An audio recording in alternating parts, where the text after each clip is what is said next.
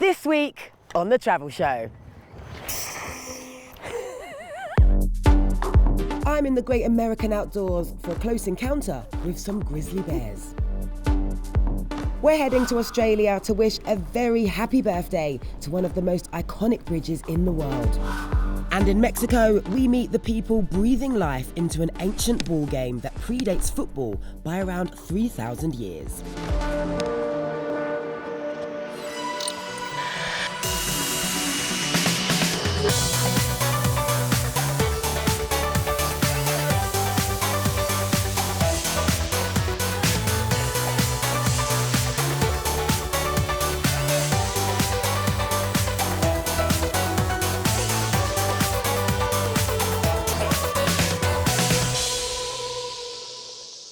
Hello and welcome to Yellowstone Park here in the United States. Now this is one of the oldest national parks in the world and celebrates its 150th this year. Now this is a vast and mesmerising place, and a little later on in the show I'll be coming up close to one of Yellowstone's most famous and fearsome residents, the grizzly bear. But we're starting this week somewhere where you definitely won't need bear spray to visit. Now, the famous film director Baz Luhrmann once said, if Paris is the city of light, then Sydney is the city of fireworks. And that's certainly the case every New Year's Eve when the global party really gets started, with pictures like these beamed around the world from Sydney Harbour Bridge. But this year, it's the bridge itself that's celebrating its 90th anniversary. And we've been to wish it a very happy birthday.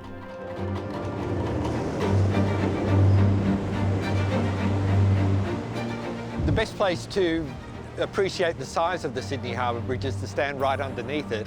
I'm at Milson's Point on the north side of Sydney Harbour. The bridge stretches 503 metres across to Dawes Point on the south side, and it weighs an extraordinary 52,000 tonnes. It was made 90 years ago, but it's still one of the biggest bridges in the world. It's just extraordinary.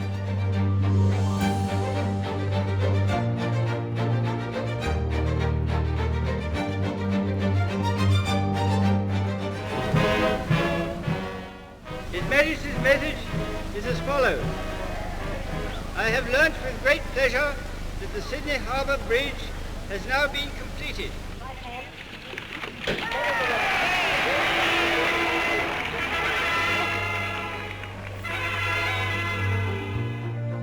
I cross the bridge twice a day going to and from work, and I just love it. You know, it doesn't matter whether the peak hour traffic is banged up or not, because the slower the traffic, the more time you have to appreciate the bridge as you go over it. It's just a wonderful structure.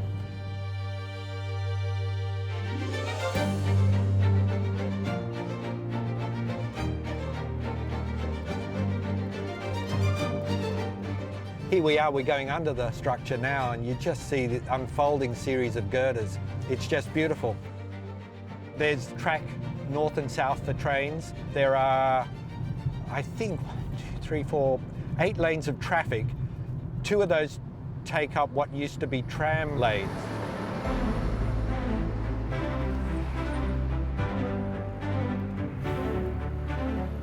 The Sydney Harbour Bridge gave Sydney, and actually Australia, a very identifiable icon, a bit like the Eiffel Tower for Paris or Big Ben for London. You could immediately recognise with one graphic image that this was Sydney, Sydney Harbour or Australia, whereas before it was just flocks of sheep that signified Australia. Words are futile things with which to describe the might and majesty of this wonderful structure. Even pictures can hardly do it justice. The Sydney Harbour Bridge represents modern Australia and has done since it was built in 1932. The first big celebration of white Australia, if you like, was in 1938. That was 150 years since Governor Phillip turned up with the first fleet, and the bridge was there in posters and souvenirs and all the rest. Black Australia had been here for many thousands of years. Their world had been turned upside down.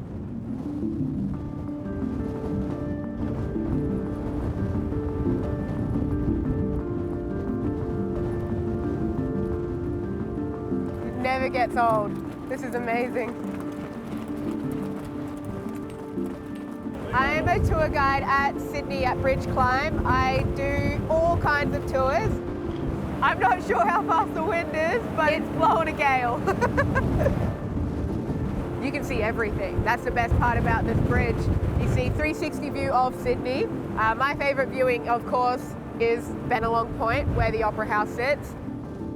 I do a special tour called the Burrower, which means upwards above. I get to explore, take people up on this iconic bridge and take them back 230 years ago, pre-colonisation.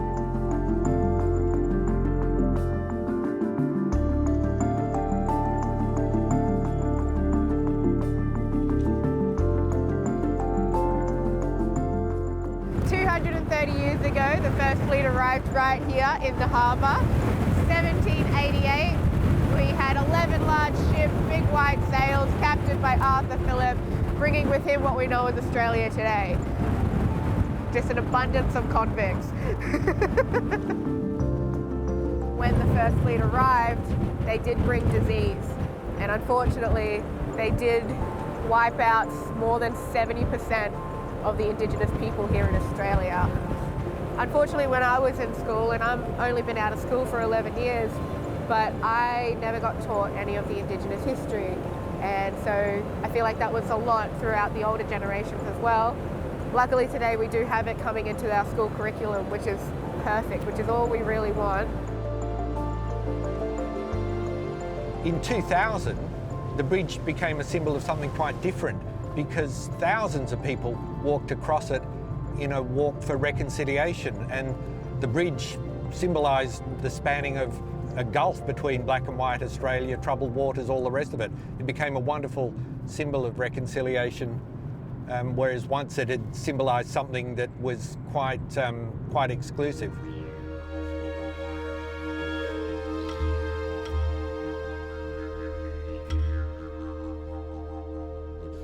This is the Aboriginal flag, created by Harold Thomas in July 1971. And the flag represents three elements of Aboriginal culture. The black is for the people, the Aboriginal people of this land. The red is the earth, or the sacred ochre that is used in ceremony.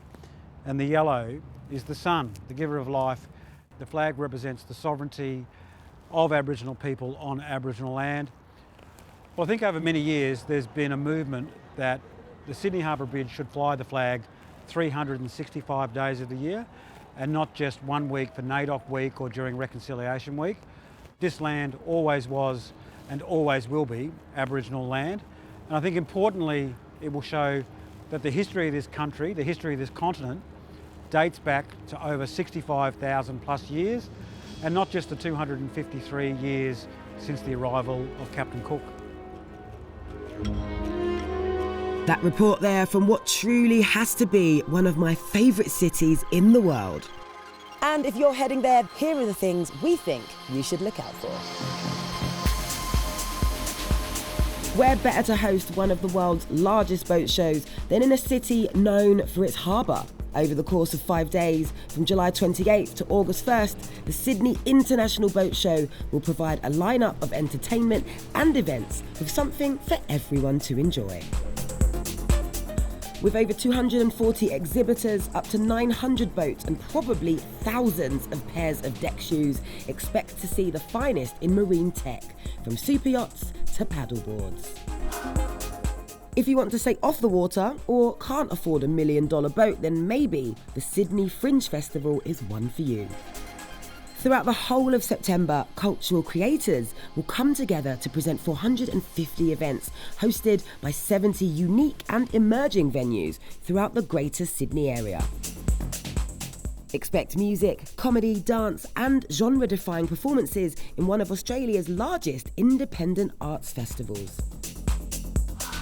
And if city life gets a bit much, then the Blue Mountains are only 2 hours drive from Sydney.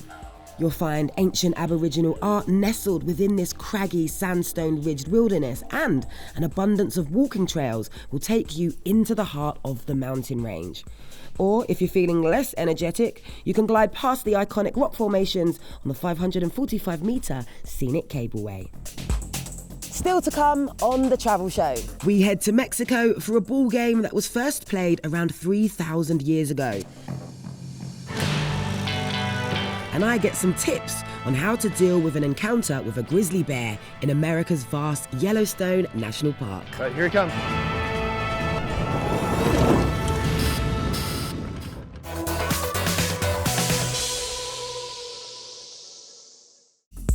Now, one of this year's big sporting events will undoubtedly be the FIFA World Cup that kicks off in Qatar in November. But over in Mexico, they're playing a much older ball game that predates soccer by around 3,000 years. And we've been to meet some of their star players.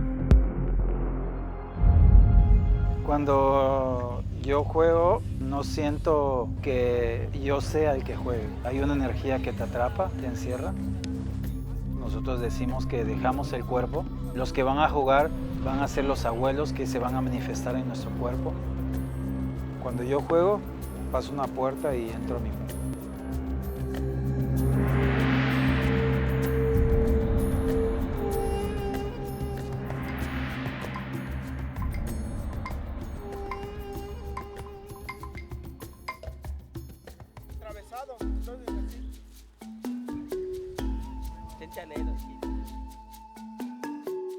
Mi nombre es Reina María Puxip y soy presidenta de la Asociación de Juego de Pelota Mesoamericana.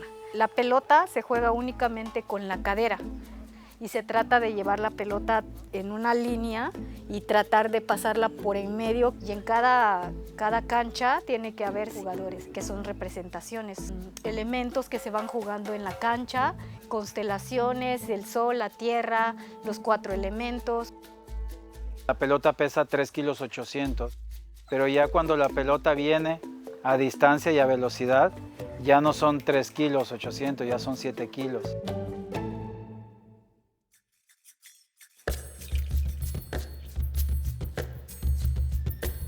Mi nombre es Willy Canché, soy de acá del pueblo de Ekbalam, soy un jugador de pelota. Para empezar un juego ceremonial se tiene que pedir permiso a los 4 rumbos del universo. Tenemos que pedir permiso a la madre tierra, la energía de la tierra, para que podamos salir sin daños, para que no nos pase nada malo. Y pues yo me imagino cuando estoy en ese juego cómo lo hacían mis antepasados, y es como conectarse con alguno de nuestros abuelos. Uno te guía, como uno de ellos nos está guiando para jugar.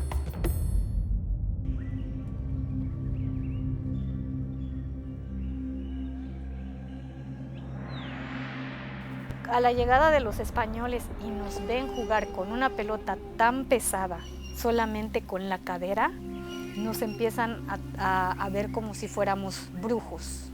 Ver unas personas casi desnudos jugar con una pelota tan pesada y que le pegaran con la cadera o le pegaran en cualquier otra parte del cuerpo y no les hiciera nada, para ellos adorábamos demonios. Yo soy un jugador de pelota con mucho orgullo. Yo soy maya, yo soy directamente descendiente. Entonces yo quiero ser maya, yo quiero mostrarle a las personas quién soy de verdad. Y no me avergüenzo de ser un maya, no me avergüenzo de hablar mi lengua. Yo quiero honrar a mis ancestros y demostrar que soy yo. Si solamente nos hubiésemos descubierto así, sin invadirnos, sin prohibirnos nada, hubiésemos sido el deporte más famoso del mundo.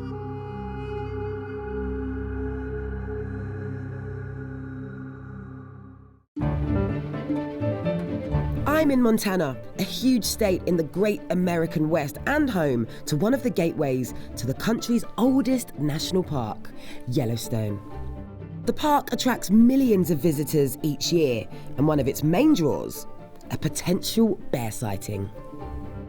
Driving along, just saw loads of people parked up, looking in a certain direction. I asked them what they've seen. Right over there in the distance, it's a grizzly bear. From what I understand, it's quite rare to spot a grizzly in the wild, so this is a very special moment. I mean, this is why you come to Yellowstone, right? The bear is Yellowstone's unofficial symbol, but it wasn't too long ago that visitors and the park service alike took a very different approach to these furry fellas. By the late 1800s, bears had figured out that where there were people, there was food. For the next 80 years, a hallmark of every Yellowstone visit was looking for bears begging along the roadside or watching them feed on food scraps at the hotel garbage dumps. Thanks to research, we've come a long way since then. While close encounters are rare, with over 700 bears in an area that is becoming increasingly populated, it's important to be prepared. Randy! Hello. Good to meet you. Randy runs courses in bear safety, but he doesn't work alone. Okay, this is the bear. Yeah. Talk to me about how you use this to teach people about bear safety. Well, if you're not able to avoid an encounter with a bear spray is the most effective thing you can use to change a bear's behavior. If you get this hot pepper oil that's in this container into their face, they're going to forget about you and forget that you might be a threat to them, and they're going to want to go somewhere else. Most of the encounters we have with grizzly bears around here, they're defensive encounters. So they're going to growl, they're going to drool, they'll huff and make different noises, they'll pound on the ground. So it's good to have this strapped on your belt at all times. Yes, because things happen really fast. The nice thing about this training device is it goes about 20 miles an hour. A real bear does about 35 miles an hour, which is quite fast. So this really gives people an idea of how quick they have to be to get their bear spray out, the safety off, and I had no idea they could even move that fast. Oh yes. All right, we've assessed what the bear's doing. Looks like he's gonna charge. We've stood our ground, we got our spray out. Oh yes. Time to take the safety off, and when he comes, spray down in front of him for a couple second bursts until he changes his behavior. Gotcha. All right, here he comes.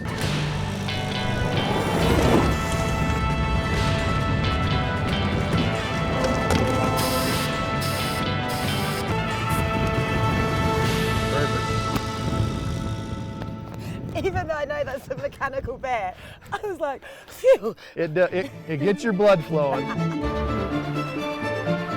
One thing's for sure is that I shouldn't need my spray where I'm going next. Down the road, a group of dedicated individuals are working on methods to decrease the amount of bear encounters in the area, with the help of the bears themselves. Keeping bears away from food ultimately helps keep the bears away from people. So when camping, it's so important to stash your food safely. Now here on the outskirts of Yellowstone, they're actually testing the sturdiness of food containers by putting them up against actual bears. And needless to say, these ones didn't quite pass the test. We've put some dog biscuits in there so that it rattles around. There's peanut butter in there. There's actually an old fish in there as well. It's got to withstand 60 minutes of direct contact from the bears. Wow. But if it does, it can be certified as bear resistant by the Interagency Grizzly Bear Committee. So you can see, look at those claw marks. Some attention from the bears. Yeah. Teeth or claw marks here. They're pretty deep. Teeth marks. Yeah. So tell me, where did these bears come from? Grant is actually from Yellowstone National Park. Coram is from Glacier National Park. So they were wild bears that got into trouble with people. Yeah. That doesn't just happen out of the blue. It really happens when bears get food rewards. And his last act as a wild bear was to climb into somebody's vehicle in their own driveway in the middle of the day while they were trying to unload their groceries. Sadly, not all of the mischievous bears can be rehomed here, and around 40 are put down each year. So in the case of the 8 grizzly bears that live here at the Grizzly and Wolf Discovery Center, we've provided an alternative, but maybe, even more importantly, we give visitors to the area a chance to learn from their stories. Even though they're still getting into conflict with people over food, the population is much more stable than it has been in the past, and a lot of that is because of what we learned about how important it is in bear country to be careful with our food and techniques we have, like bear-resistant containers for securing that food.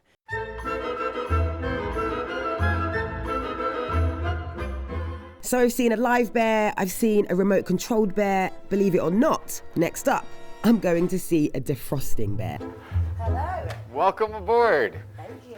This is the Draper Specimen Preparation Lab. It is an extension of the Natural History Museum itself. Today we're going to be working on a grizzly bear. What are we doing here? The most fun part ever, said no one. We are going to remove the organs of it.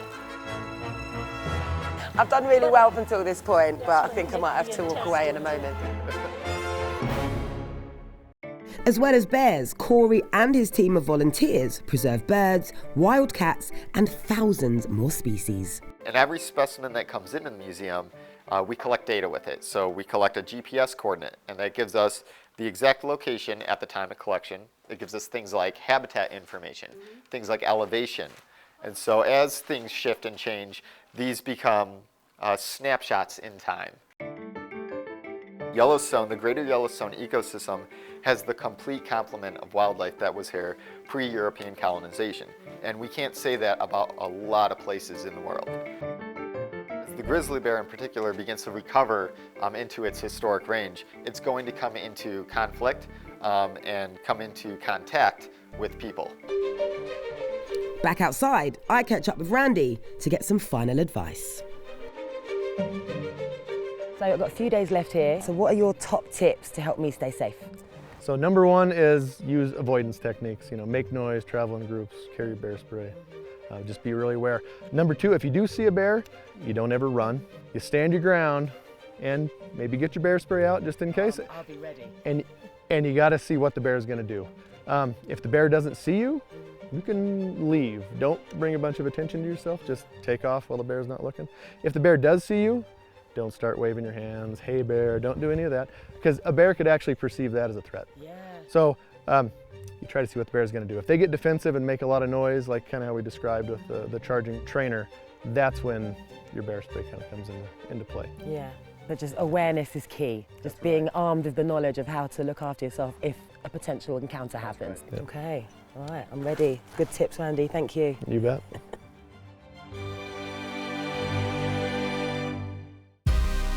Next week, we're in Senegal as the world's biggest hospital ship prepares to embark on its first ever mission.